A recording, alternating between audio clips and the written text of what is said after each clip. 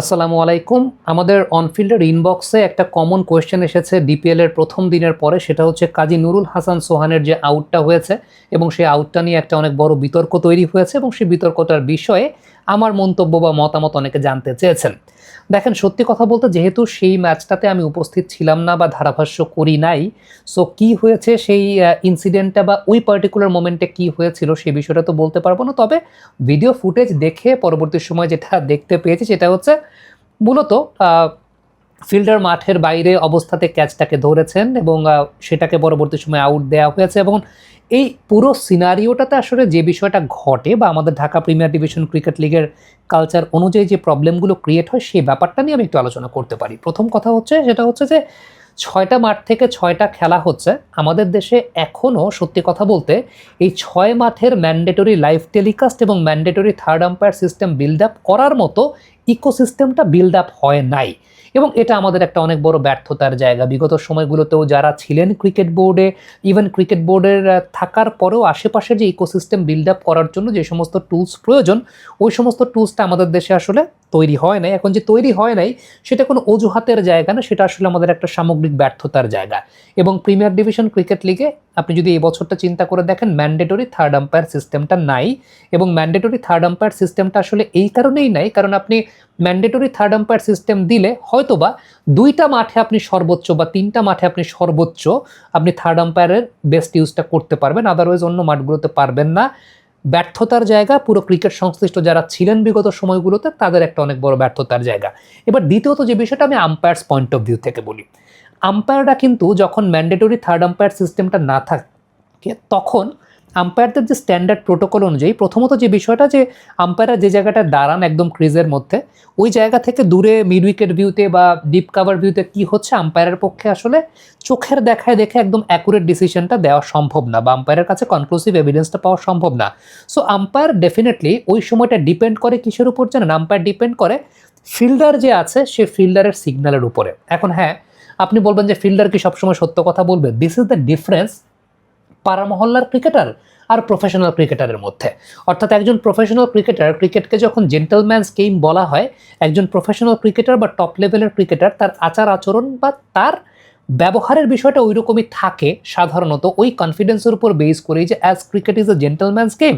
So ওই যে fielder যিনি আছেন বা যিনি থাকবেন তিনি আম্পায়ারকে সবসময় রাইট ডিসিশনটাই দেবেন, বা তিনি যদি সত্যিকার অর্থে ফিল করতে পারেন যে ওকে এই জায়গাটা আসলে ক্যাচ হয় না, এই জায়গাটা 6 হয়েছে বা 4 হয়েছে, তিনি তখন আম্পায়ারকে সেই কথাটা বলবেন।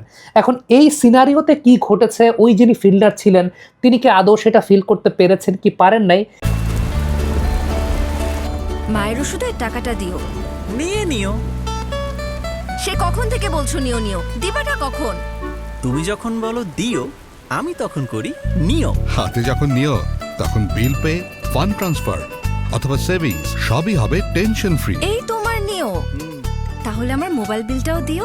আপনি বলেন দিও, এমটিভি বলে নিও।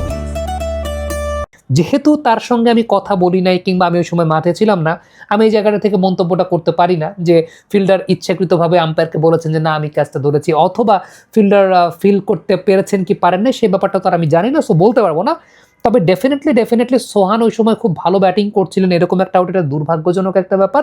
এবং সেই দুর্ভাগ্যজনক ব্যাপার হওয়ার পেছনে চোখে আঙুল দিয়ে একটা বিষয় কিন্তু চলে আসে, সেটা হচ্ছে আমাদের এই জায়গাটায় শুধুমাত্র ক্রিকেট মাঠে খেলা হলে তো হয় না, বাদবাকি যে বিষয়গুলোর প্রিপারেশনাল ফ্যাক্টর থাকে সেই প্রিপারেশনাল ফ্যাক্টরগুলোর জায়গাটাতে আমরা সত্যিকারের অর্থে কতখানি পিছিয়ে আছি। এবং বিগত 25 বছর ধরে একটা দেশ test playing nation, first class cricket চলছে, লিস্টে ক্রিকেট চলছে, আমরা এখন পর্যন্ত আসলে এই পুরো জায়গাটাকে একটা শেপে নিয়ে আসতে পারিনি। এবং শেপে নিয়ে আসার জন্য ব্রডকাস্টিং কিন্তু একটা খুব গুরুত্বপূর্ণ বিষয় বা ব্রডকাস্টিং একটা গুরুত্ব বহন করে।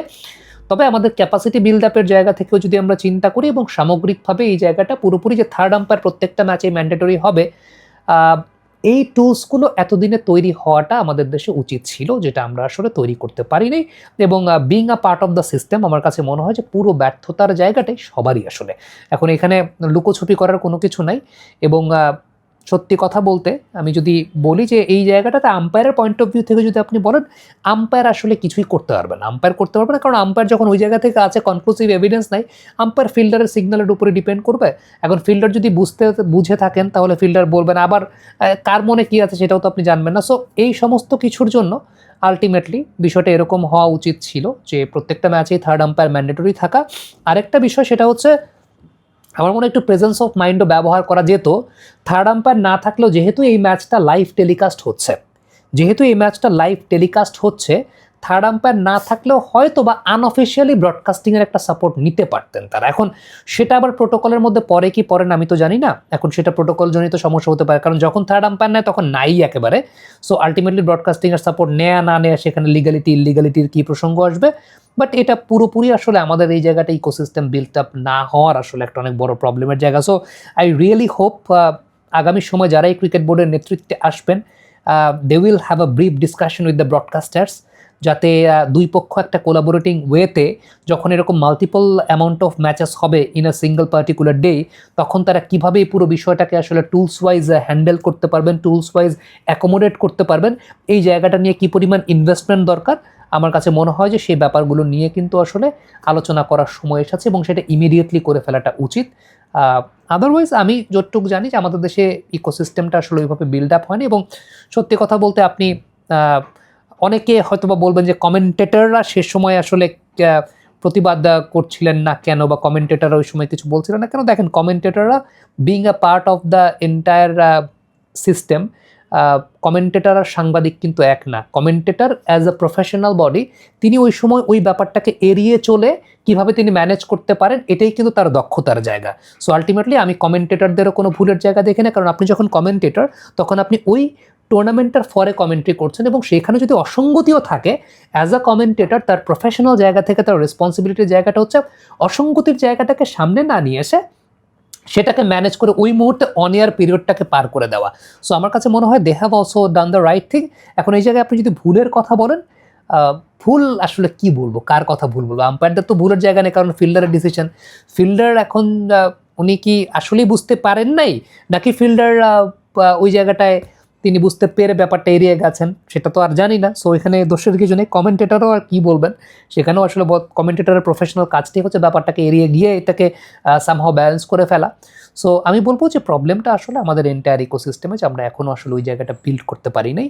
এবং let's hope for the best in near future এই জায়গাটা নিয়ে অবশ্যই কাজ হওয়া তো উচিত। Thank you.